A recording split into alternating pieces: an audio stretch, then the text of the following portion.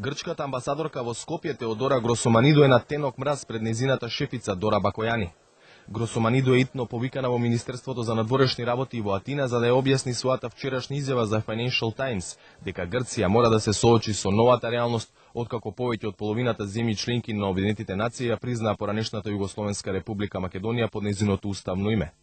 Во грчкото МНР потврдија дека амбасадорката од Скопје е повикана во Атина. Гросоманидо е овде, така што ќе може да го даде потребното објаснување, изјави портпаролот Јоргос Комуцакос.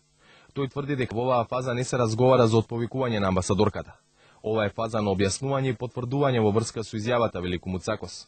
Тој уште изјави дека средбите на Гросоманидо во Министерството ќе бидат на ниво на раководство на администрацијата. Не можеше да каже дали амбасадорката ќе разговари со министерката Бакојани. Дополнителни коментари нема ниту од Канцеларијата за врски на Грција во Скопје. Никој засега не сака да го прогнозира можниот исход, дали Гросоманидо пред време ќе ја заврши дипломатската мисија во Скопје. Незината изјава е дел од поопширен текст во угледниот Financial Times посветен на грчко-македонските односи.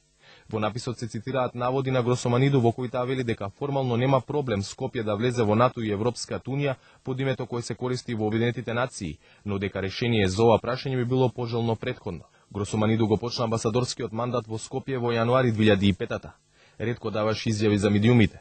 Последниот нејзин јавен настап на денот на грчката независност внесе забуна во македонската јавност. Неочекувано за висок грчки дипломат него критикуваше поставувањето антички скулптури пред владата и најавите за поставување споменик на Александар Македонски во центарот на Скопје.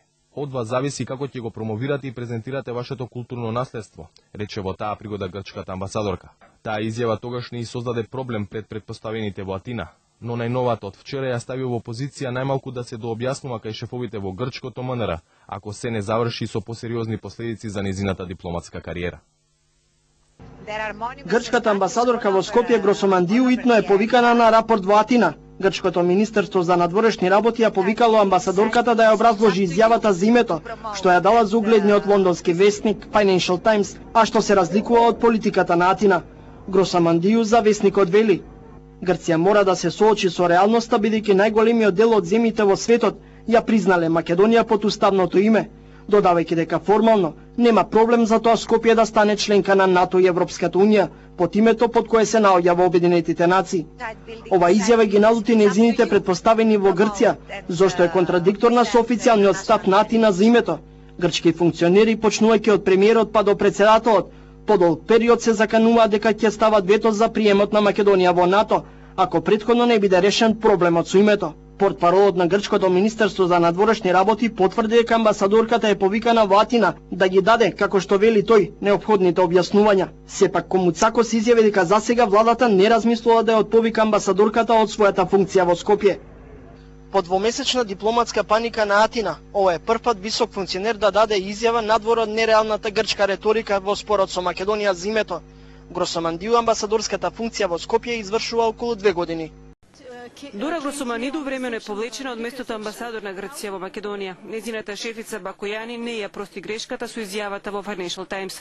Гросоманидо пред 2 дена за британскиот весник изјави дека Грција ќе мора да се соочи со реалноста, бидејќи половина земји членки во Обединетите нации ја признале Македонија под уставното име.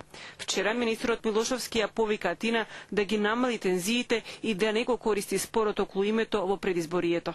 Мислам дека во моментов Грција е во една предизборна состојба која ги прави понервозни во однос на прашањето на името, но јас само би кажал дека нервозата и емоциите не се добар сојузник во политиката. И уште еднаш би порачал колку помалку прашањето за името на Република Македонија ќе биде употребувано во грчката предизборна кампања, толку поголем ќе биде просторот за Грција и за нас да стигнеме до еден билатерален компромис. Сепак македонско-грчкиот спор околу името грците повторно го наметнуваат како тема, овој пат на агендата на португалското председавање со Европската унија во следните 6 месеци. Лидерот на најголемата грчка опозициона партија ПАСОК, Папандреу, и португалскиот премиер Сократес синоќа во Лисабон зборувале за европскиот договор, Косово, турскиот пат кон Европската унија, но и за спорот околу името. Папандреу се жалел дека Скопје е непопустливо во својата позиција. Според него проблемот можел да се реши само доколку се покаже заедничка желба за компромис.